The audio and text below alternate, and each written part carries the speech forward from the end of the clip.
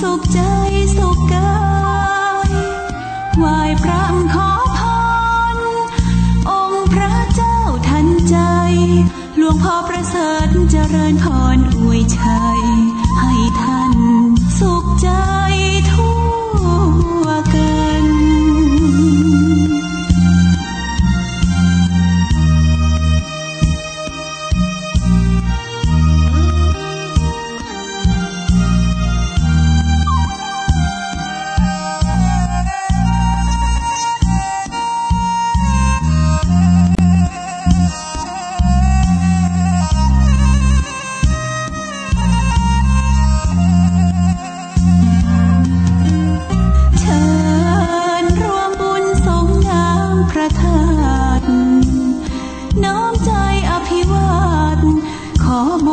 สุขใจสุขกายไหว้พระขอพรองค์พระเจ้าทันใจหลวงพ่อประเสริฐเจริญพรอวยชัยให้ท่านสุขใจทั่วกัน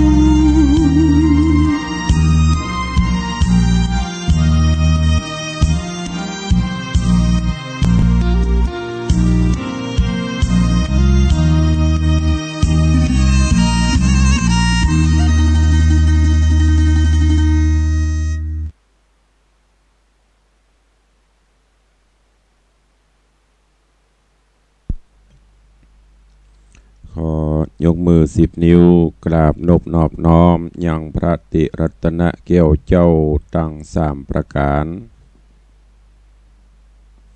อันหมายมีพระพุทธเจ้าพระสัทธรรมเจ้า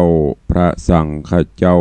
อันเป็นสรณะที่เปิ่งที่เคารพนับถืออันสูงสุดในชีวิตขอกราบคารวะแด่ไตรไวสาปุญญาปารมีธรรม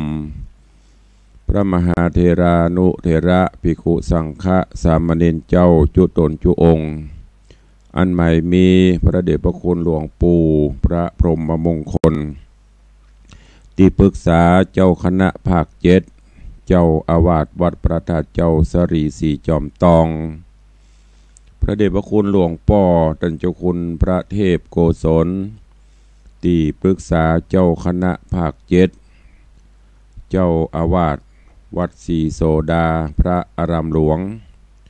พระเดชพระคุณหลวงป่อท่านเจ้าคุณพระเทพปริยัติเจ้าคณะจังหวัดเชียงใหม่เจ้าอาวาสวัด7 ยอดพระอารามหลวงเป็นต้นเป็นประธานพระมหาเถระครูบาสังฆเจ้าตนจุองค์ด้วยความเคารพ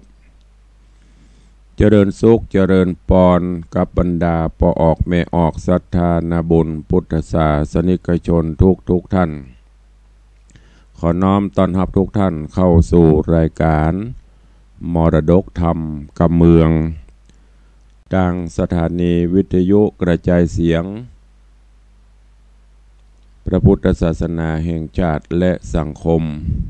คลื่นเพื่อการศึกษาพระพุทธศาสนาและวัฒนธรรมส่งสัญญาณออกอากาศจากห้องส่งวัดฝ่ายหินตำบลสุเทพอำเภอเมืองเชียงใหม่จังหวัดเชียงใหม่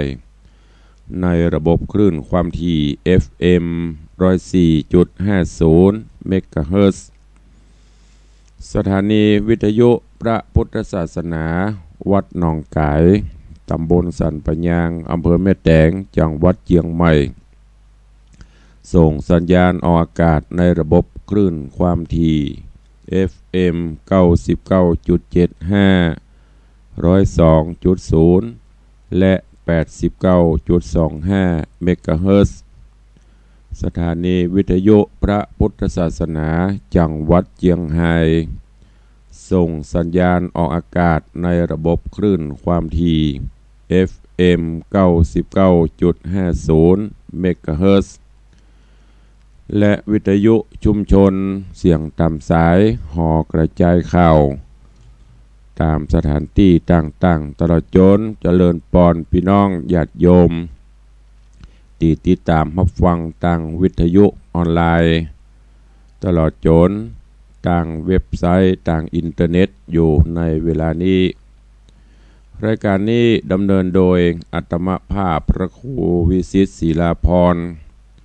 เจ้าคณะตำบลป่าแดดเจ้าอาวาสวัดวังสิงค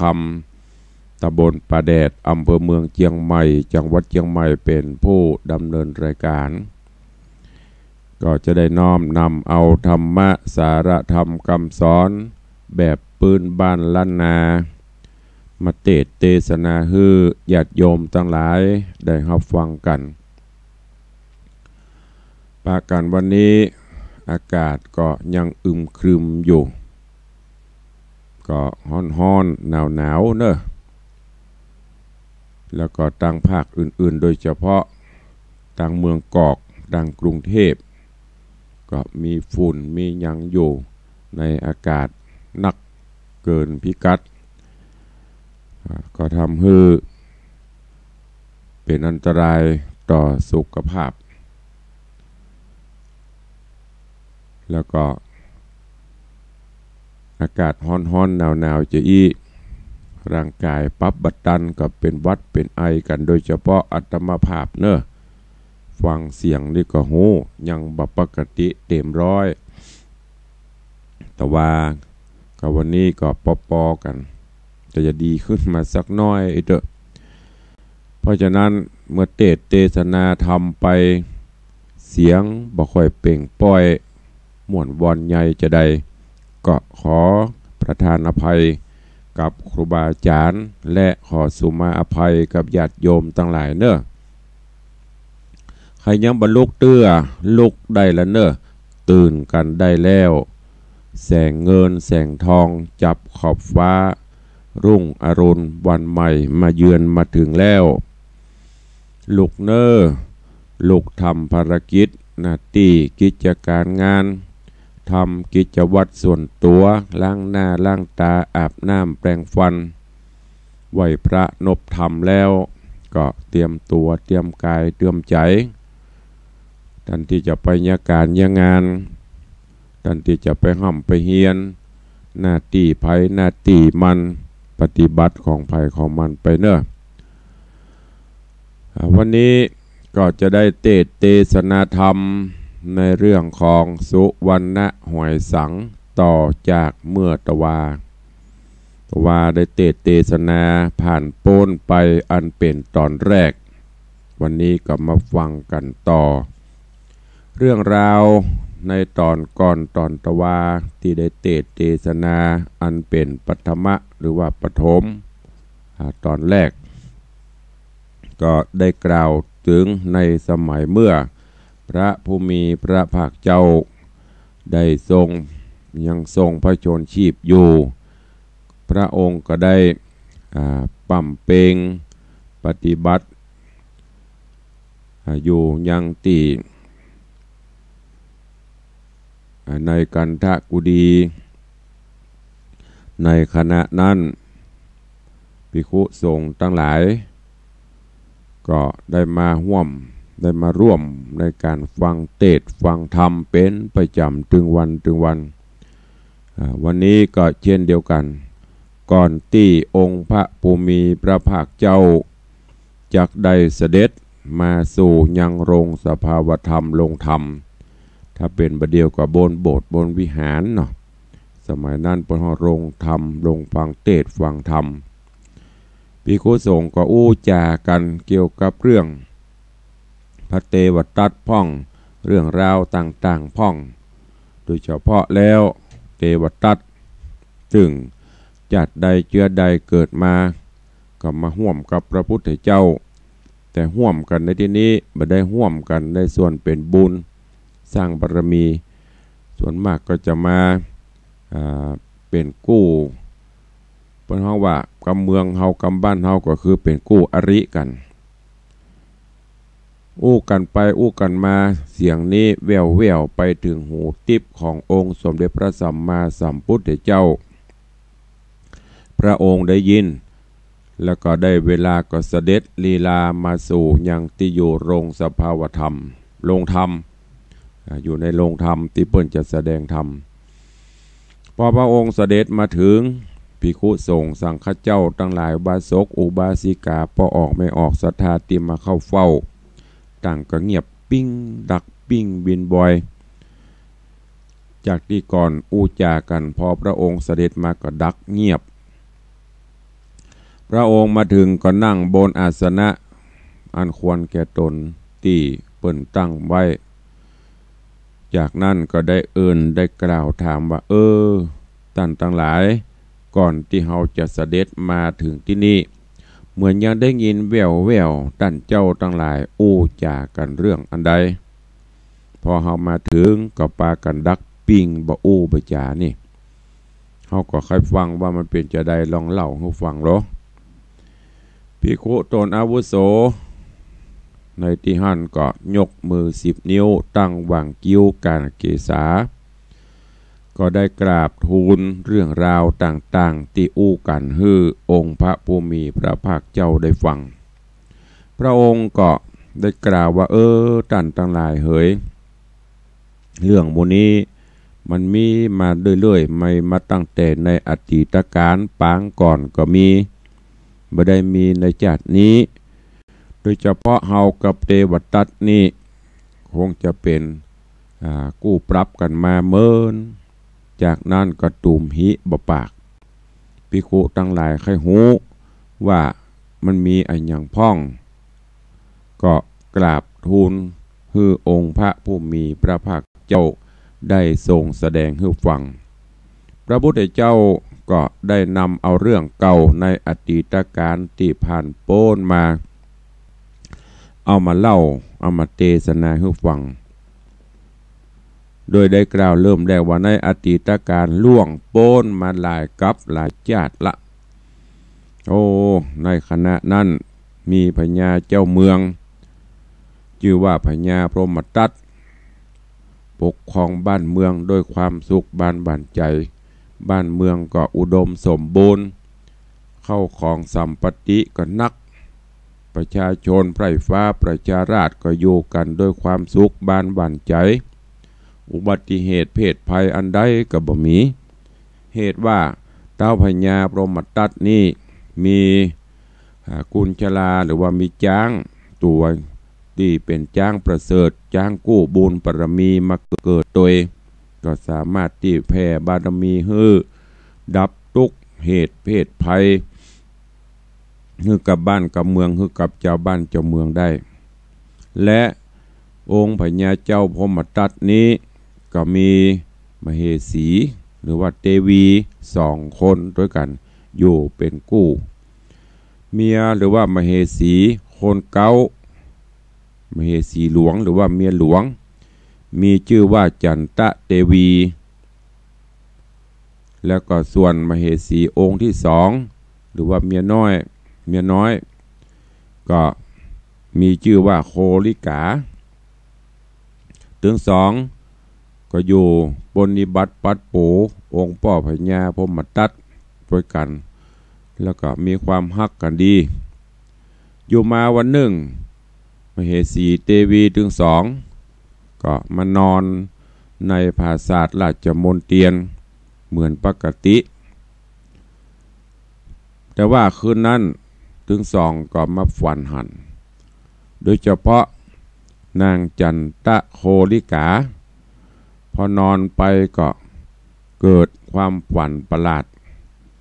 ฝันว่ามีพญาอินทราเอาดอกจุ่มป๋าเอามายื่นฮื้อยังบัดตานฮับไว้หมอกกึ่งรับกึ่งตื่นกึ่งฝันนี่ก็สะดุ้งตื่นขึ้นแล้วก็ส่วนของตังจันตะเทวีเมียเก่าเมียหลวงก็ฝันเหมือนกันแต่ว่าฝันนี้นางฝันว่ามีตะวันส่องทั่วปื้นปัทภีส่องไปกุฏิกุแห่งพับท้องฟ้าตึงลุ่มตึงบนพัดมนแก้ววนไป3 รอบปุ่นอยู่ที่ข้างปปตาโดยแล้วก็หยาดลงมาที่หน้าอกแม่นางก็มาสะดุ้งตกใจตื่นก็ สวยหน้าสวยตาปฏิบัติกิจเรียบร้อยแล้วก็ไปไหว้ยังพญาพรหมทัตผู้เป็นสามีพญาพรหมทัตก็คือเสนาอำมาตย์ห้องหามายังโหนหลวงผู้ที่จบตะไลเป็ดคือมาแก้ไขคือมา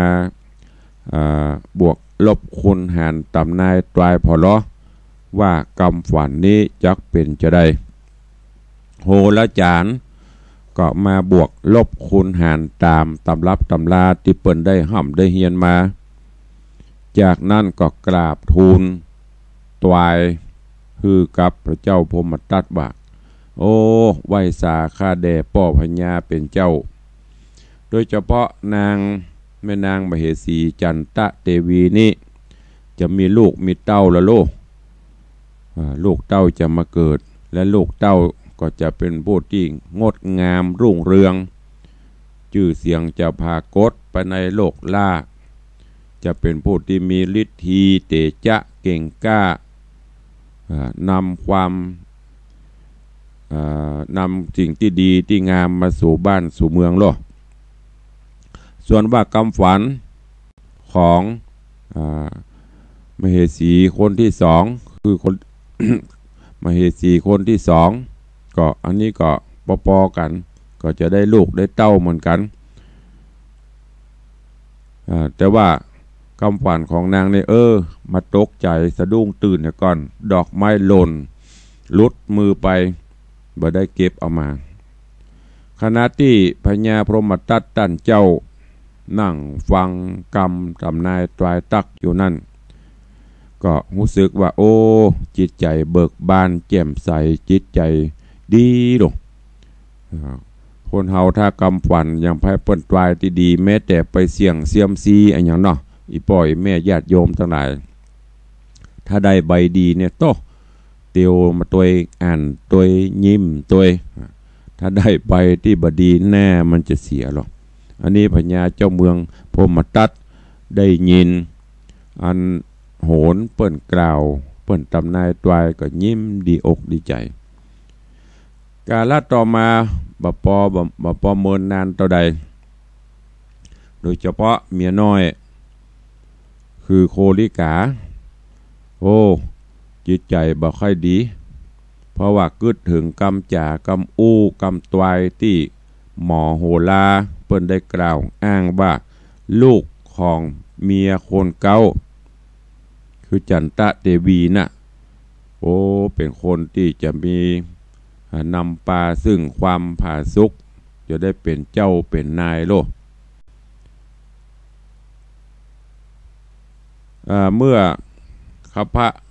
ต้องใหญ่มาก็มหูจะเนี้ยจะได้นางก็มากึดหาวิธีการต่างๆจะเนี้ยจะได้ดีบ่ฮื้อนางได้มีลูกมีเต้าก็นำเอาเรื่องราวกรรมตำนายตรายของหมอโหราเนี่ยไปปรึกษาไปอู้กับป่อคือปาลกะเสนาปาลกะเสนาพอได้ยินกรรมต่างๆที่ลูกมาตำนายตรายมาอู้ให้ฟังว่าโหราจารย์เปิ้นตำนายตรายไว้จะอีขอให้ป่อหาวิธีการที่จะช่วยกำเตะป่อพญาป่อของโคลิกาคือปาลกะเสนาแทนที่จะอู้จะจะบอกสิ่งที่ดีที่งามให้ลูกกับเอาเก็บเอากรรมหมดนั้นมาคิดหาวิธีการสมหูร่วมคิดกันบอกให้ลูกอยู่เฉยๆลูกบ่ต้องเดือดร้อนก็เดียวพ่อจะจัดการคนเดียวอยู่ต่อมาปาลกะเสนาผู้ใจบาปนี่ก็มาเกิดว่าจะต้องวางแผนคือป่อพญาเจ้าเมืองพรหมทัตเนี่ยขับไล่คือมเหสีเก้าจันตะเทวีนี่ออกบ้านออกเมืองไปเป็นการขจัดเสี้ยนหนามประการด้านแรกไปก่อนก็ ใส่ใครใส่ความโดยนำความนี้ไปกราบทูลพญาพรหมทัตว่าโอ้พ่อพญาเฮ้ยบัดนี้มเหสีเป็นผู้ที่มีใจกดเลวบะซื่อบะใสเนอะกึดไปในทางกามารมณ์กามตัณหาปุ่นพระองค์ลองสังเกตพอเตอะนางบะจะอยู่ธรรมดาข่ำมากาแจ้งมากาก็ไปอยู่กับบ่าวไปอยู่กับข้าทาสจะบริพารปุ่นจนพอได้พอเสียกันเนอะเป็นผัวเป็นเมียกันและโดยเฉพาะลูกในท้องของนางคงจะบะเจลูกของพระองค์โอ้เป็นถึงพญาเจ้าเมืองพอได้ยินจะโอ้เสียศักดิ์ศรีเขาลูกนี่จะแตกกับบัดแตกะบักคืดละกับนี่หน้ามืดโกทะความโคตรขึ้นมาแทนตีโดยเฉพาะปาลกะเสียนากระใส่ไข่ใส่ความถ้าตั้นเจ้าบะเชื่อลองพกคอยพอเตอะจะหูจะหันเพื่อถึงว่าหรอ10 ปากว่าบัดเต้าตาหันลองไปลบไปลีไปพกคอยพอเตอะก็จะได้หูได้หันดีพอได้ยินจะปบก็กลัวเสียหน้าเสียตาโคตรขึ้นมาทันทีเลยสั่งให้เสนาอำมาตย์เนี่ยไปถ้าเป็นจะแต่ไปจัดการขับไล่ใจอาจยาพระราชอาจยาเนี่ยไล่นางมเหสีจันตะเทวีนี่ออกบ้านออกเมืองไปแล้วก็ฮือลิบมดเนอะบ่ฮือเอาอย่างไปซักอย่างผ้าผ่อนต้อนสบายเพชรนินจินดาแก้วแหวนที่มีอยู่บ่ฮือซักอย่างฮือไปแต่ตัวผ้าติดเนื้อเสื้อติดตัวกระเปาะเสนามาตย์ได้รับอาจยาจะอันก็จำเป็นต้องปฏิบัติตามครั้นบัธรรมก็จะโดนมีอาจยาประหารตัดหัวได้ก็เลยจำเป็นต้องนำเอาอาจยานี้ไปบอกกล่าวฮือจันตะเทวีพอแม่นางได้ยินจะโหจิตใจก็เริ่มบ่ม่วนแต่ว่าก่อนมาคืดถึงว่ามันเป็นวิบากกรรมในอดีตชาติปางใดบ่ฮู้ที่เฮาได้สร้างได้ทำไว้มาตบมาตันก็ต้องรับกรรมรับมันไปนางก็ถอดออกหมดเปิ้นบ่ฮือก็บ่เอาไปแต่ตัวล่อนจ้อนไปตัวแล้วก็ในจิตในใจก็กึดพะวงไปติ๊กจนกระทั่งไปปบไปปะใส่พ่อเฒ่าแม่เฒ่าเปิ้นเตียวมาพ่อเฒ่าแม่เฒ่าก็มาปบมาปะใส่ถึง 2-3 คนก็มามาจ้ากันจันตะเทวีก็เล่าเรื่องราวต่างๆให้ฟังพ่อเฒ่าแม่เฒ่าหรือว่าพ่ออุ้ยแม่อุ้ยนี่ก็จวนเอาจันตะเทวีเนี่ยไปอยู่ตัวเอาไปเลี้ยงไปดูไปอยู่กันตามภาษาคนทุกข์ของเขาเนาะมีอันใดก็กินกันไปจันตะเทวีก็ไปตัวเองย้อนกล่าวถึงในพระคันในตองที่บรมโพธิสัตว์เจ้าเฮาเข้ามาจุติก็ลูกในตองผู้มีบุญก็มาเกิดว่าแม่ตุกยากจะครั้นเฮาเกิดออกมาเป็นเหมือนคนมีหูมีตามีมือเหมือนเดิมเหมือนเปิ้นพ่อแม่ก็จะต้องมาตุกแหมในการที่จะต้องไปเสาะว่าหาเลี้ยงเฮาแหมกึดได้จะอันก็เลย อธิษฐานจิตบ่ออกต้องแม่มาเป็นคนนะแต่ขอเป็นอย่างอื่นเป็นหอยสังอยู่ในท้องแม่แล้วก็ปฏิสนออกมาจนกระทั่งครบเมื่อออก เมื่อคณะที่ครบ10 เดือนก็ออกจากท้องแม่มาแม่ก็ซ้ำมาสะดุ้งมามันเป็นอะไรอย่างมาเงืดใบเงืดบอดนี่ผีซ้ำดำพลอยพ่อพญาไล่ออกบ้านออกเมืองมาซ้ำมาเกิดลูกออกมาบ่เปิ่นแต่นางก็บ่ได้ทำลายอย่างกับลูกถึงแม้จะเป็นอันยังแม่ก็ฮัก จะเกิดมาผสมครบถ้วนอาการ32แม่ก็ฮักนี่แหละญาติโยมทั้งหลายคือน้ำจิตน้ำใจของแม่เนอลูกหลานตันเต้าที่ฟังตุลุงอยู่ก็ดีแม่ก็ดีพ่อก็ดีเป็นผู้มีพระคุณอันสูงสุดลองพอลูกออกมาพิกลพิการหูตาบดีอย่างได้อย่างต่างๆฮับได้หมดจะหนังก็ลูกอันนี้ก็เช่นเดียวกันพระนางก็พอลูกเกิดครบถ้วนสมบัติเกิดออกมาเป็นหอยสังนางก็เจ็ดคัดสีแล้วดีแล้วพระเจ้าเอาไว้เหี้ยไปเลยเนอะปุ้นเอาไปไว้บนหิ้งบุตรใส่แก้วใส่ข้าวอุบใส่ออมไว้อย่างดีเอาไว้บนหิ้งปุ้นแล้วก็ปฏิบัติกิจต่างๆตามปกติย้อนกล่าวถึงในบรมโพธิสัตว์เจ้าของเฮาที่อยู่ในร่างของหอยสังพอแม่ออกบ้านออกจองพออุ้ยแม่มอนไปให้ไปนาก็ออกจากหอยสังมาปฏิบัติปัดปูเพี้ยวกวาดบ้านจองห่อเฮือนหื้อสะอาดหมดจดสดใสเก็บหม้อเก็บไฮเปียดมีอย่างต่างๆไว้เป็นระเบียบเรียบร้อยตักน้ำใส่หม้อใส่ไหหุงหาอาหารฮื้อกับปอกกับแม่เพื่อว่าพ่อแม่ปิกมาจะได้พักผ่อนได้สุขสำราญแต่ว่าได้เทศนามาถึงที่นี่เวลาหมดลงวันนี้ก็มาฟังกันต่อในเรื่องของสุวรรณหอยสังที่จะได้เทศในตอนต่อไปขอเจริญปอนญาติโยมศรัทธาตั้งอกตั้งใจฟังลูกหลานตันเต้าก็ฟังไปแล้วก็เก็บก้อนไก่เอาสิ่งที่ดีที่งามน้อมนำไปประพฤติปฏิบัติณกาลโอกาสต่อไปนี้ นะโมตัสสะภะคะวะโตอะระหะโตสัมมาสัมพุทธัสสะสาธุโวฟังลาโสตุจันนาสัพปุริสะตังลายตั้งหญิงและชายหนุ่มเทาที่ปาการเล่าทาดาฟังยังรัสธรรมเทศนา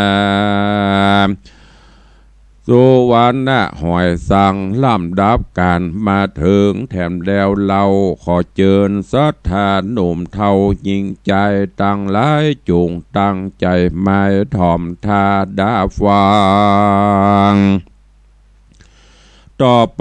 ปนานี้และนาอาเทกาติวะสังยังมีวันหนึ่งแถมเล่าเมื่อนางนอนเนาออกเกหา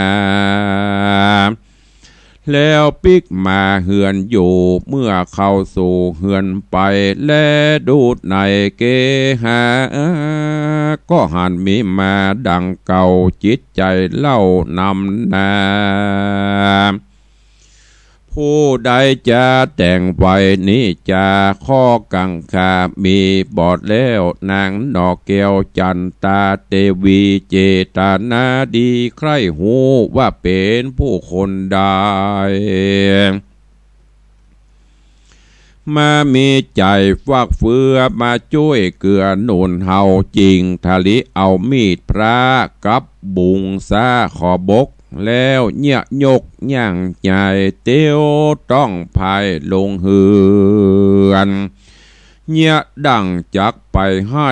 แล้วจริงใดปิกคืนมาลักยืนพกพอก็หันน้อยหนอบูตาออกมาจากหอยสังอันตนยังเก็บไว้ที่บนหิ้งไส้ดิลี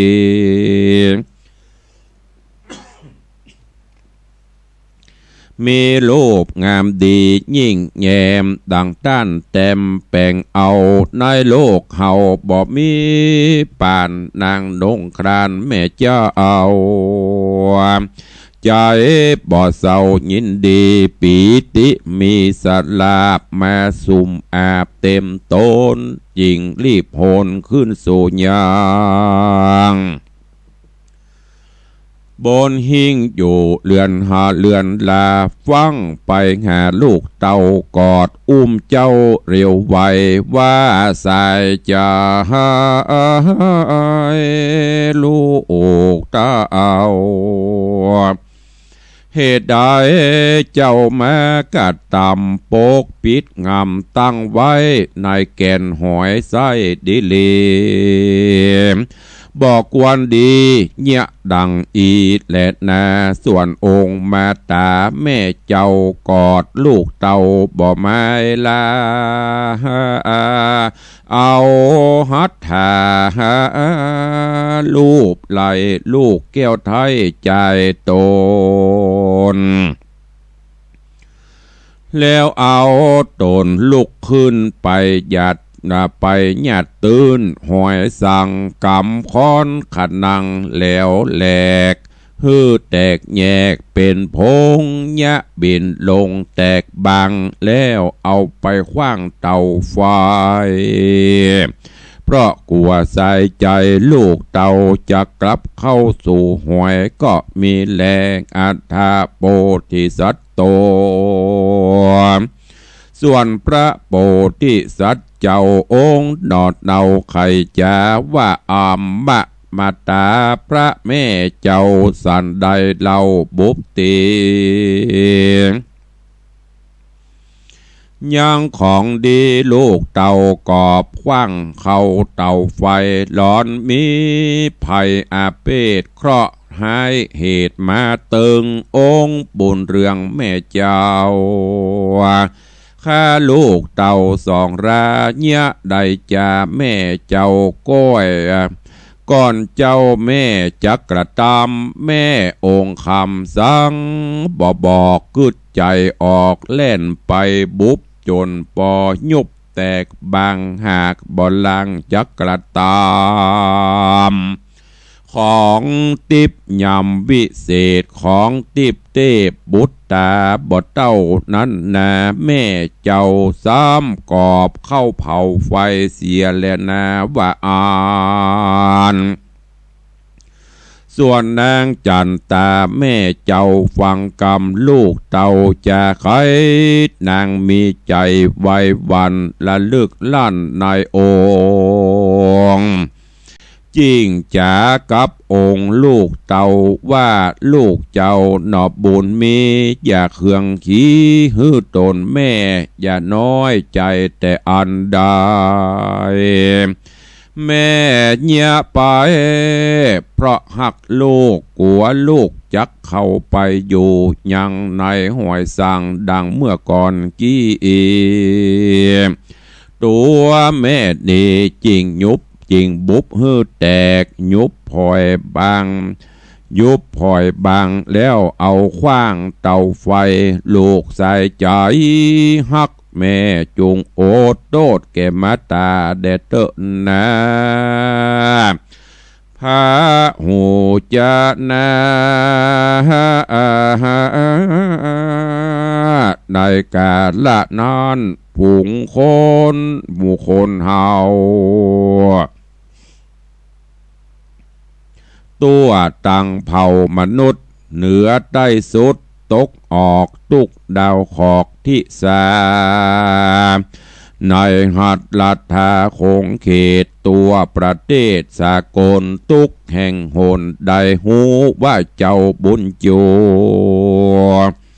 หอยสังเกิดมายังโลกลาใต้ลุ่มฟ้าเมืองคนฝูงจุมจน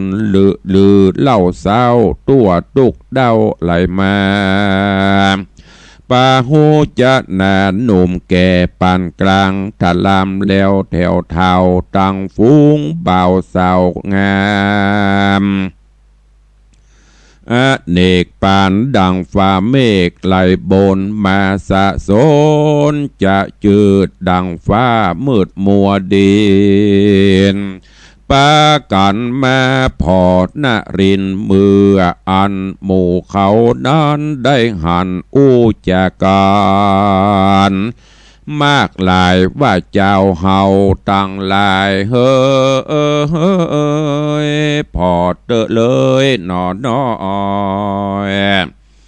กับยอดซอยเตวีเป็นผู้มีรูปชมสลีนมพันผ่องแผ้วงามดังเกลียวโลกาดังสุวรรณาหล่อมเบาลอยว่าเจ้าหนอโปธาเสด็จลงมาสู่โลกลาส่วนนางเจ้าฟ้าเทวีเป็นผู้ดีเชื้อใหญ่เมื่อแรกได้เกิดมาเจ้าปาลาก็จำว่าเป็นผีห้ากาลีคือเสียงเงืดเสียงตี้แต่เราป้อยเกิดในเบ้าเป็นหอยไผ่บอกกอยพอนาเจ้ามีแต่ปู่ย่าสองคนแปลงปังไปลุนโตนเจ้าปางไปลุนโตนเจ้าออกมาจากบอกหอยสังปากฏยังในโลกลา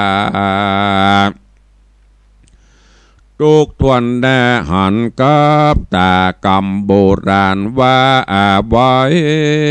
เพราะเปิ้งได้ดีลีว่าแก่นตามีหน้าผ่อนหน้าบ่หานที่แต่มันวิเศษเอามาเอาเป็ดเป็นหอยเปื้อลอยลองก้อยใจคนสู้จะนาโจนลุ่มฟ้าในโลกลาสากลเว้นแต่คนถึงทำหูจักกรรมตัวเก่าตั้งฝูงเผ่าประจาว่ามีการมาเป็นที่ว่ามีกรรมมาเป็นที่เปิ้งอาศัยซึ่งกรรมตนทุกข์ยากจนมั่งมีและเป็นดีอยากกันกรรมเฮานั้นหากโดยมาฟูงเมตตานักปราชญ์บ่ประมาทในธรรมหูเงื่อนงำชีวิตกรรมหากลิขิตแป่งปานบ่มีภัยกาพันหลีกใดกรรมเก่าไว้ว่ากรรมเก่าว่าไว้ว่าคนตกต่ำใต้นอนง่ายอย่าได้กายข้ามเหยียบจ่าเตรียมเพียบปูดอยฮักแนวหอยที่กิ่วก้อมป่าไม้ล้อมเหลือปูเขากิ่วคนเห่าไผ่บ่อหูอย่าได้ยูเปลือกเปอะถมหันคนตกจมอย่าได้หันคนตกจมหือได้จูจ้วยหันคนป่วยหือได้เยาวยาตามจักหามาได้กรรมเก่าว่าไว้แต่เดิมมาเป็นดังนางจันทะเทวีกับสลีลูกเต้าหอยสังนี่แหละนาตะตาในกาละยามนอนส่วนอันว่าพญาพรหมทัตราชาได้ยินกำลือจามอันเจ้าปาลากล่าวอ้างเถิงยังลูกเจ้าจ้างหอยสังจริงฮือหามายังเสนาอามาตย์บาดดูลาหมู่ราชมนทีจุงดาดีแต่งหางเป็นพวกจ้างธนูสินโยธาเตียวตินรถลาดมาเกี้ยวอาจอาจนายจุงเอากันไปนิมนต์ยังภูวะดลลูกเต่ากับแม่เจ้ามาตาปิกคืนมาสู่ปัลลาเมืองกวางเฮือแต่งห่างกองใจสาระในกัดข้างนนทีทางเนืองนาน เอาขันคำใบเลิศแล้วกับจ้างแก้วมงคลไปฮับตนลูกค้าและนางฟ้าเทวี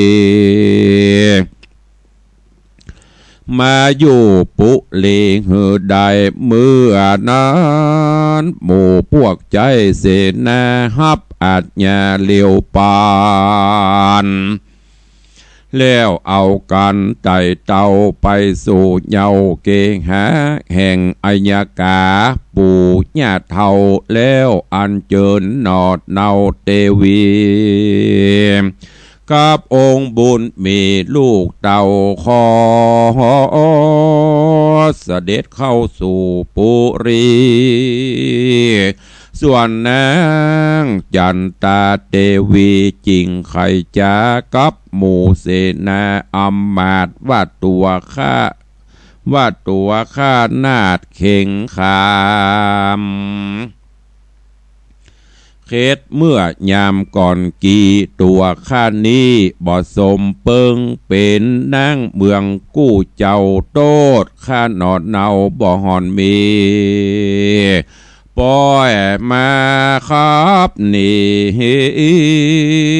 เจียนจากหือได้กราบรากสมบัติบ่ได้จัดได้ไล่โตดน้อยใหญ่สันได้ข้าเกิดใจทวนทีหือหูตี้โตดตัวอันมองมัวขุนไม่ก็บ่ได้หันมีเจ้าคนมีมัดเมนเฮือดให้เล่นหาบ่ได้บาดนี้ปอได้มาขอปิกคืนหอภาษาทขออมาตย์เสนากลับคืนไปบอกองค์คำบอกจอมธรรมว่าข้าบอกคืนเมืองแหละนะเมื่อนั้นเสนาผู้ใหญ่อันเต้าไทยใส่ใบต่างตาย่อมือสาบอนว่าว่าข้าเดแม่ทายเทวีองค์บุญมีเต้าเจ้าหากได้ลงเข้าต่างพิษโมหะจิตครอบงำเป็นธรรมดาในโลกย่อมมานะย่อมนาหนวกโดยอวิชชาบานี้เต้าพญาตาใส่หูเงื่อนไขถูกพิษหูต่างปิดต่างเปิดดีลำเลิศนาดำจริงมีขันคามใบใหญ่ดวงดอกไม้บุพากันตามาลาดอกไม้ฮับสั่งใจมาขอเพื่อสมมาณานอแม่เจ้าขอเชิญเจ้าเมืองกับองค์บุญเรืองลูกเต่าขอแม่เจ้าอย่าได้โกรธในใจ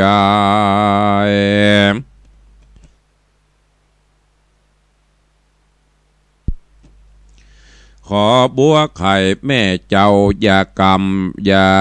ำเต้าไว้ในมืออย่าได้ตื้อกำเก่าโตนโค่นมาเล่าเจ้าจาจักเป็นโตสานุโตดยืดยาวโสดเหิงนานกำโบราณว่าไว้วัดตุ้มพาดลายม้าเห่าโค่นกำเก่าจังพิษการขอจอมตันพระแม่เจ้ากับลูกเต่าเมืองเดเตอเมื่อนั้นนางจันตาเทวีฟังแล้วยังกำหนุ่มแก้วหมู่แก้วเสนามากล่าวจี้จากใครก็มีใจอ้วนอ่อนจริงตัดผ่อนกำเวนบ่ฮือเป็นยาวยืดน่าชื่อค่าเชื้อพืชความผิดบ่ฮือติด8ใดจัดนี้จุงใดหายโซนถอนหักงูนเก้าเงาเกิดว่าเจ้าลูกบุตรตากับ มาตาสั่งไว้กำบาปใบตัวมาบานี้นะจักเสียงใสเลี้ยนเกียงงามดีการดอกบุญมีลูกเต่าบ่หันเจ้าป้อปิตาเมื่อไปนะเมื่อลุนไปนะจักโศกเศร้าโศกานางพญาแม่เจ้าจริงฮับกันเล่าเสนาแล้วจวนกันเข้ามาสู่เมืองเสนาเนืองเห็นเหตุตั้งตนแต่จันทะคำถึงเวียงงามภาษาทองค์เต้าราชได้หานยังจอมควันลูกเต่ากับนอนเนาเตวีใจ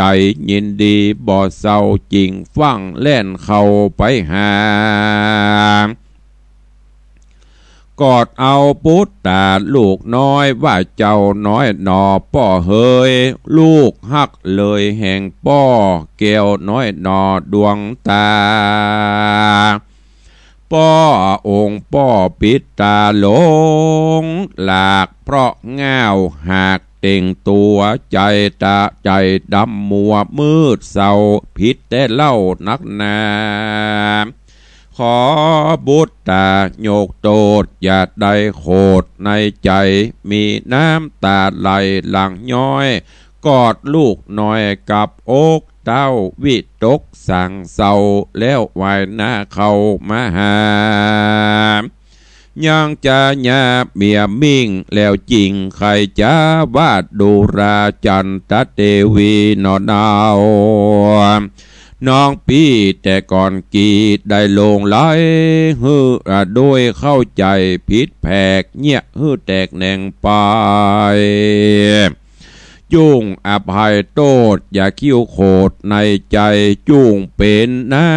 ำใสหายล้างบาปฮือปี้สักคาบดีหลีจุงเป็นเทวีดังเก่าและนาเนติตังขีญาสั่งวันนัดนาวิเศษจากห้องเหตุธรรมเทศนาสุวรรณหอยสังตอนที่สองก็บังกลมสมเลศเสด็จ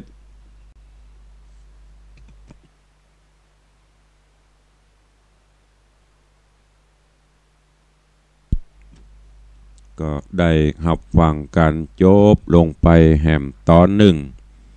อันเป็นตอนทวนที่สองของสุวรรณหอยสังก็ฝากฟังไว้กับญาติโยมศรัทธาเฮาเด้อฟังแล้วก็เก็บไปคิดเก็บไปพิจารณาที่สำคัญเอาไปปฏิบัติในการดำเนินชีวิตประจำวันญาติโยมทั้งหลายลองสังเกตพอโพธิสัตว์เจ้าอยู่ในหอยสังแต่อินดูป่ออินดูแม่อินดูป่ออุ้ยแม่เท่าออกจากหอยสังก็มาปฏิบัติปัดปูบ้านจองห่อเฮือนบ่ฮือป่อบ่ฮือแม่ได้ตุกได้ยากอันไหนที่ช่วยได้ก็ทำไปอันนี้แหละเป็นข้อคิดอันหนึ่งที่ลูกหลานเยาวชนคนดีเนอะควรจะนำไปประพฤติปฏิบัติเฮาเป็นผู้ที่มีอาการครบถ้วน32หูดีตาดีตีนมือบักกุดบังอดช่วยปะเตอะช่วยป่อช่วยแม่แบ่งเบาภาระเปิ้นเนอะอย่างตุลุงเคยบอกอันไหนที่ทำได้อย่างประเด็นนี่ซักผ้าซักครัวนี่ไม่ใช่เหมือนเมื่อก่อนจะได้เอามือถูมือขยี้ตักน้ำตังอย่างประเด็นง่ายๆไก่แค่เอาใส่หมวดหมัดเม็ดยัดเข้าร้อนเครื่องกดสวิตช์จำเดียวก็เอาไปตากมันแห้งมากก็เก็บก็ร้อนเนี่ยกะตี้แหละช่วยป่อช่วยแม่ทำไปอันไหนที่เนี่ยได้7บ้านถูบ้านเนอลูกหลานเนอทำไปพอเอาโพธิสัตว์เจ้าหอยสังเนี่ยอยู่ในหอยก็ยังออกมาช่วยป่อช่วยแม่เพื่อเปิ้นปิกมาจากการจากงานก็จะได้ม่วนอกม่วนใจเลี้ยงลูกเลี้ยงเต้าก็ได้กินบ่ากินแหงอันเนี้ยเปิ้นว่าเลี้ยงลูกเลี้ยงเต้ามีไว้หวังจะได้เปิ้งได้อิง ก็ฝากไว้เนอะแล้วเรื่องราวต่างๆในตอนนี้ก็เดี๋ยวก็วันพุธจะได้เอามาสรุปเมื่อฟังแล้วก็จะเทศในตอนต่อไปเนอะคือกับอีพ่ออีแม่ได้รับฟังกัน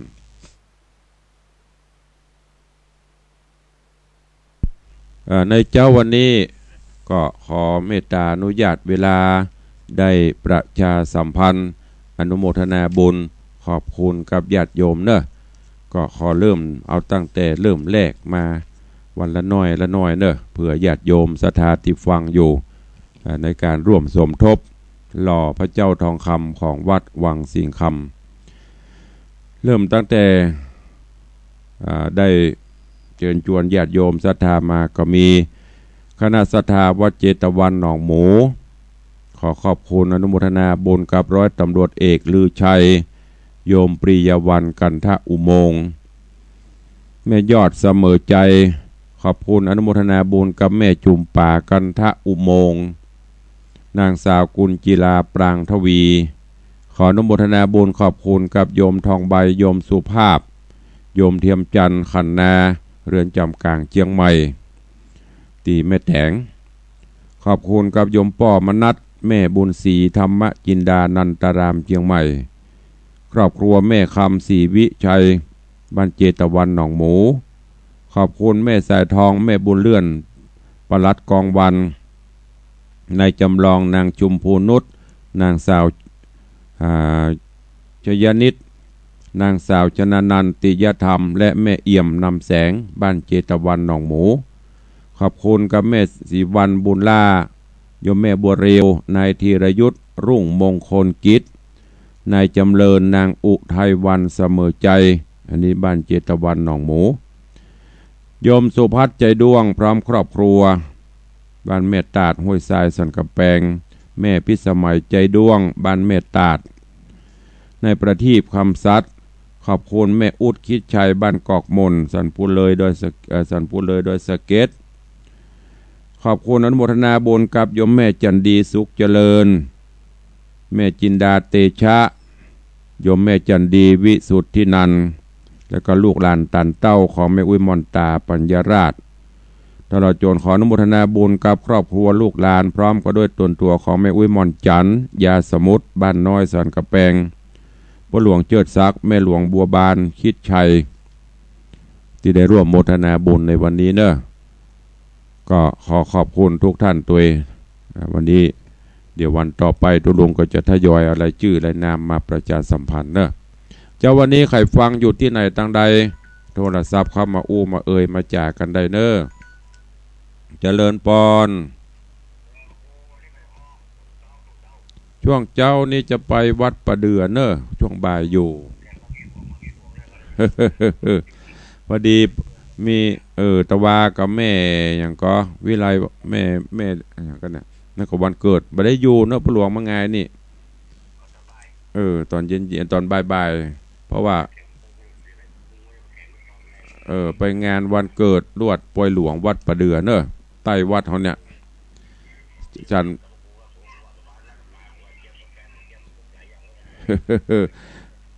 ไม่ได้โทรบอกมาก่อนเนาะ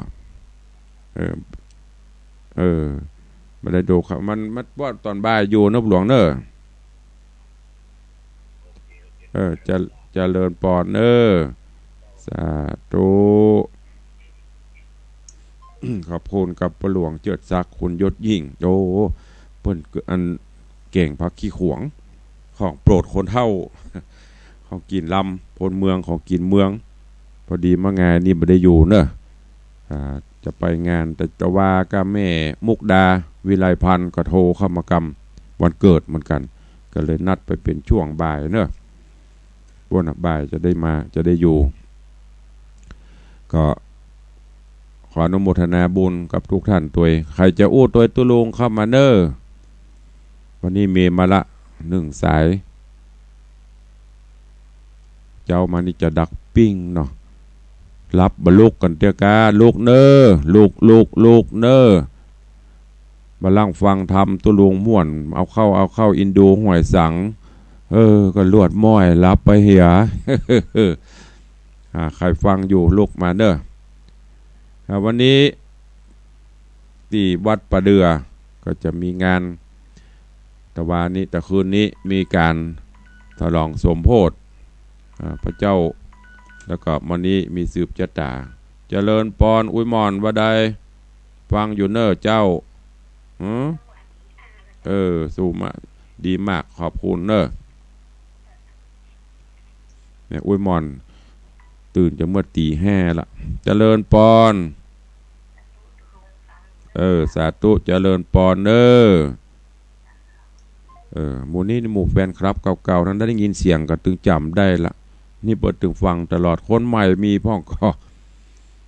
ใครฟังอยู่ที่ไหนแฮมเวลาก็ไปเรื่อยๆเนอะก็จะไปลืมฝากฝังบุญไว้เนอะตันติญาติโยมตลาดที่ฟังอยู่เนอะตุลุงก็ต้องขออนุญาตกับทางสถานีได้ประชาสัมพันธ์ทุกเจ้าเนอะเพื่อเชิญชวนร่วมกันสร้างพระพุทธรูปทองคำเจริญปอน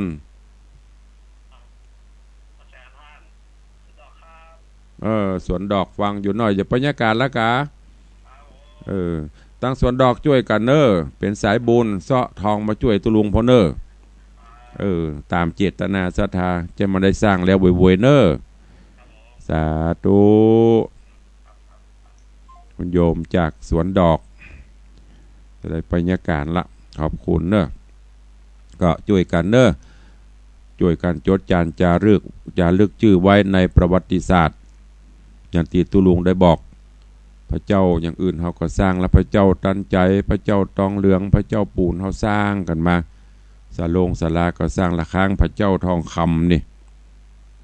เขาบ่ได้สร้างกันหรือบางท่านก็อาจจะเคยร่วมสร้างในตอนนี้บุญมาถึงมาเติงแล้วเนออีพ่ออีแม่เนอได้มีบุญบารมีสร้างพระเจ้าทองคำห่วมกันก็เจริญปอนเจิญห่วมกันเนอแม่จันดีมีแม่วันดีมีจี้หูเอามาเนอ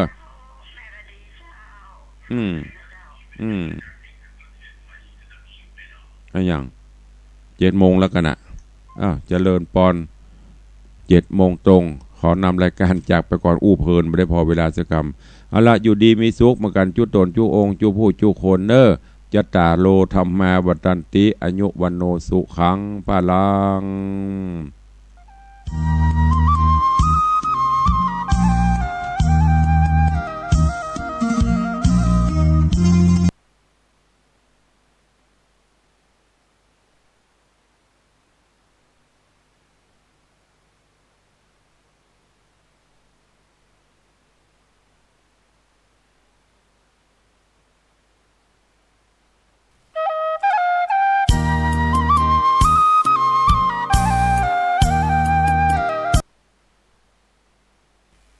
คณะรัฐมนตรีมีมติเห็นชอบปรับรูปแบบการใช้จ่ายผ่านบัตรสวัสดิการแห่งรัฐสามารถใช้วงเงินซื้อสินค้าอุปโภคในร้านธงฟ้าประชารัฐและใช้จ่ายทั่วไปได้สมาชิกสภาผู้แทนราษฎรอังกฤษลงมติอย่างท่วมท้นปฏิเสธข้อตกลง Brexit เดชาพลภัววรานุเคราะห์กับทรัพย์สิริแต้รัตนชัยผ่านเข้ารอบ2ประเภทคู่ผสมในแบดมินตันรายการเปอร์โรดูมาเลเซียมาสเตอร์ 2019ที่